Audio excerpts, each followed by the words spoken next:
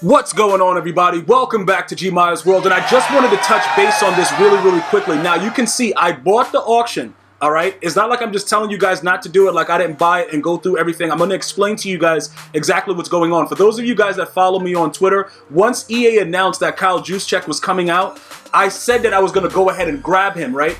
But this was the situation that I didn't really understand at the time. Earlier in the year, the reason that I passed on him was specifically the reason that I'm going to pass on him right now. All right, when you compare him to the fullbacks that I have right now, this is the situation. Kyle Juszczyk, he's a playmaker, right? He's a playmaker fullback. Like, he's sort of like, he's that guy that you can throw the ball to. He's going to make plays, like stiff arm a dude. He has a decent spin. He's pretty, he's pretty good at his position. All right. Now, this is the situation that we have to deal with. This is a running football game. So we need the best, just straight blocking fullbacks. So we need everything. We need the run block. We need the impact block. We need the lead block. He's very unique because technically lead block is probably one of the most important things that you need in the fullback position. With Corey Schlesinger, what happens with him is the reason he's so good is obviously you see the run block, the lead block, and the impact block all together. 90 with the 88 run block. So he comes off as a very good player overall. Now, the catch rating 71 to 77, that's huge for a fullback because I know many of you guys have thrown the ball to your fullback out of the backfield and he's just dropped it. These guys, we got Ricard with a 59 catch. We got Sherman with a 68 catch. So a lot of the fullbacks can't do what Juszczyk can do.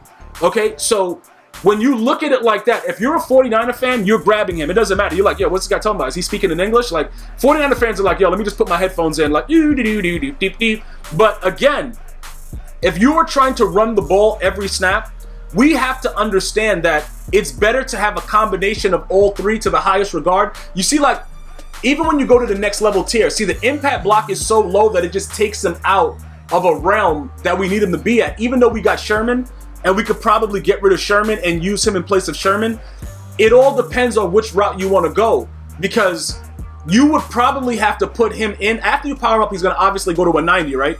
You would have to put him in for one of these guys. Let's take a look at the strength factors, okay?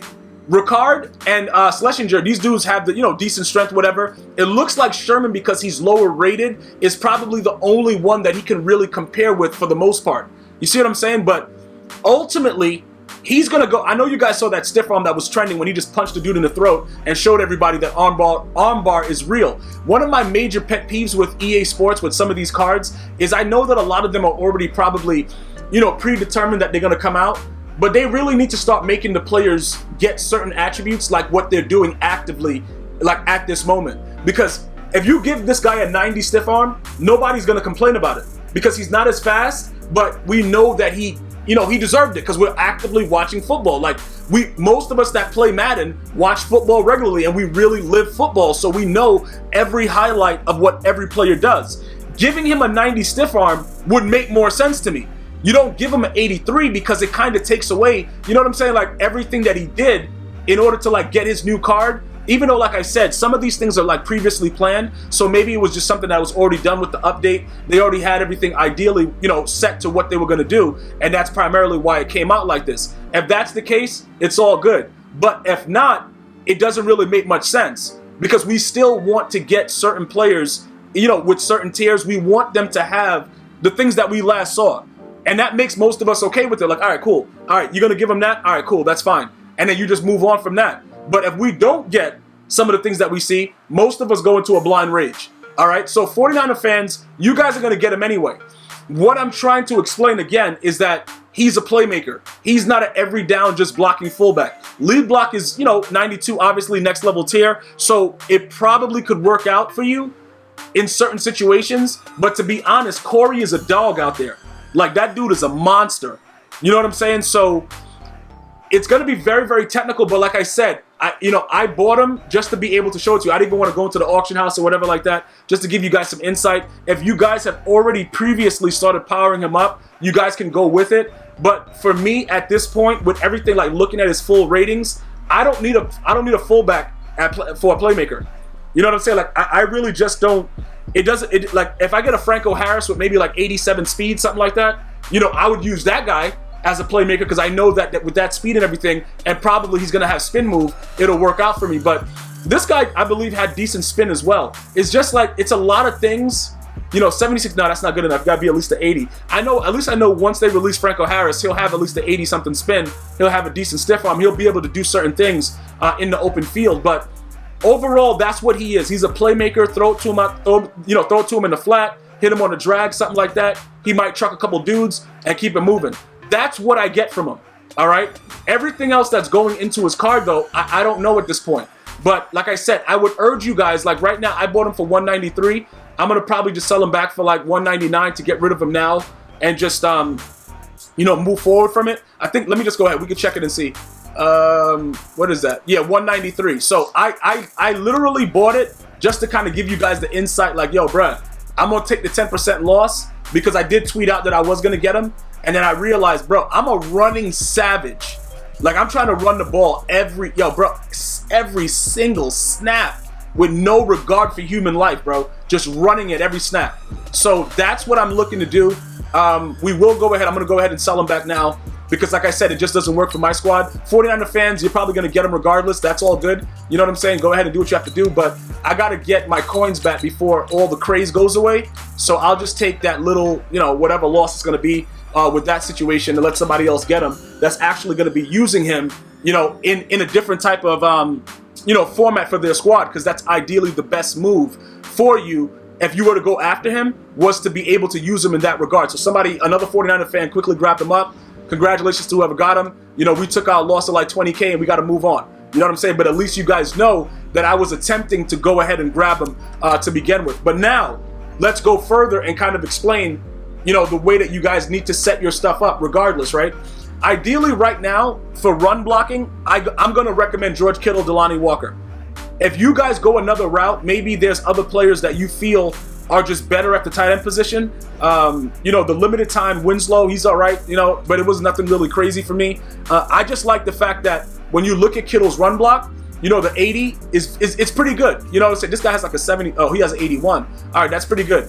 But what happens with this, let me just go ahead and explain exactly, pretty much what goes on. When you come out in those close, tight sets, right?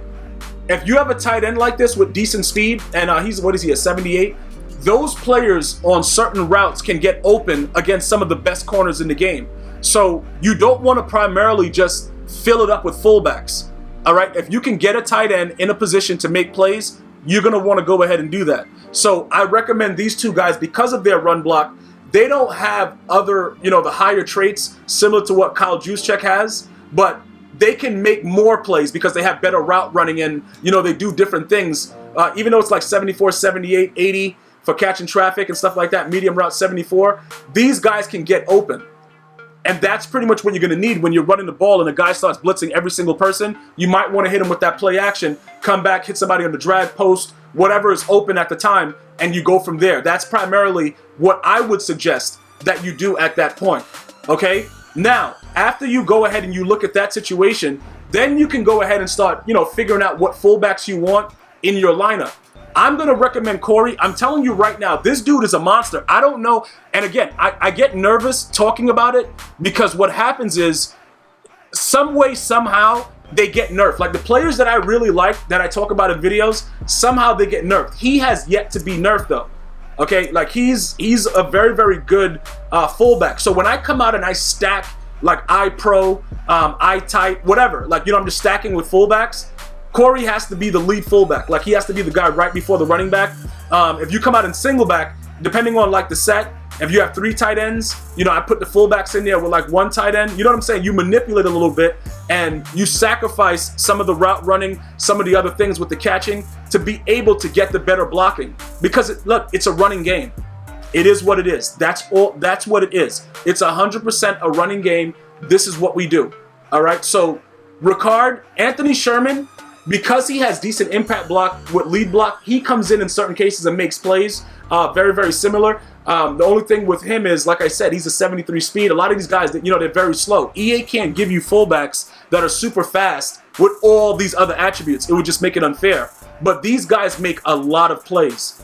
And that's what I really wanted to point out to you, number one. It's a lot of plays made on a regular basis, and it really will impact the way that you play the game. So those are my 3 fullbacks that I'm choosing to stay with right now, and I'm going to go ahead and leave, you know, Kyle Juszczyk for the 49er fans and anybody else that feels the need to have a playmaker at the fullback position. If you feel that you're going to throw it to him in the flat, you're going to try to get a truck animation, a stiff arm, that's fine. Me, hand it off, stretch, toss, dive, let's see what happens. So I need 100% full blockers out there with a little bit more of a better trait. I want to thank everybody for watching. Let me know if you have any other questions about my run game, what I do to implement the run, anything along those lines. I'm going to see you guys and girls next time. You enjoy your day. One love, y'all.